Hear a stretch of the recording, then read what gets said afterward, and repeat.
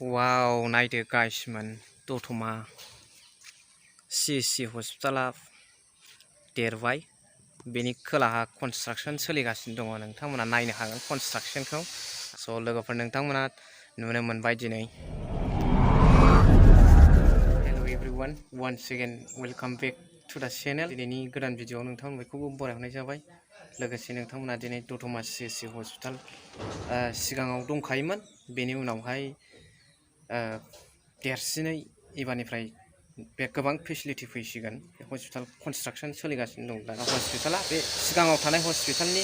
एसे नांजाबनाय खोलाहा नुगासिनो दङ स' गाइसमोन नोंथांमोना बेखौ नायलांदो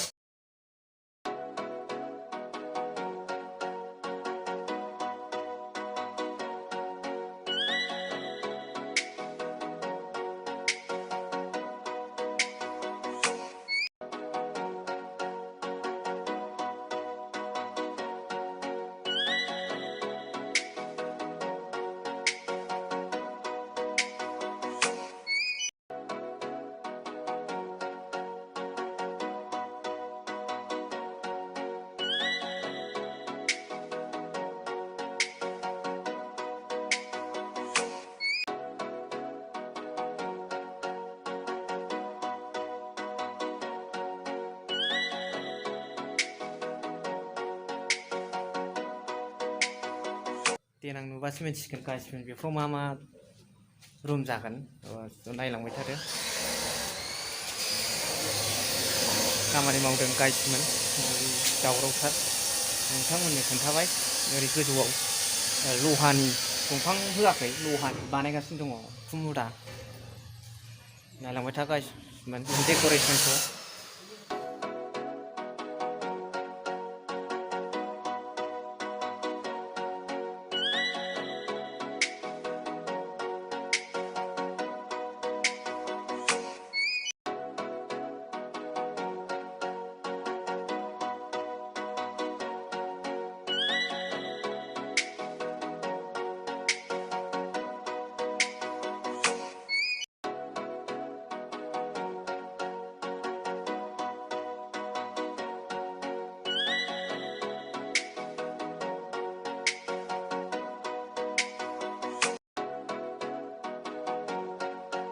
मोनथाम लामा दं गाइसमोन नोंथांमोननो खिथाबाय आङो लामाया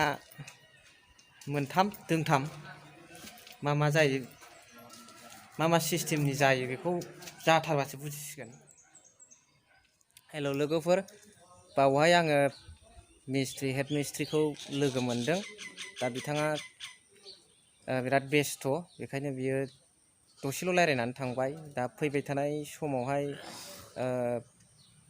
इन्जिनियारखौ लोगो हमनो थिनदों बिथाङा दा खामानिफ्रा मोजां सोलिदों होननानै बुंदों एकदमबारे एडभान्स भाबै सोलिदों खामानिफ्रा बिराद थाबसिन सोलिदों होननानै बुंदों आरो बहुद थाबैनो बे जाफुंगोन होननानै बिथाङा आंनि सिगाङाव फोरमायलांदों नाथाय भिडिअ'आव फैनाय जायाखै दा जेबो नङा गाइसमोन फैबाय थानाय इयुनाव नोंथांमोनाबो नायफैनो हागोन भिडिअ' लानो हागोन बेखौ आं नोंथांमोननिसिम खोन्थाहरनाय जाबाय स' थेंक इउ भेरि माच फर वाचिं लाभ इउ अल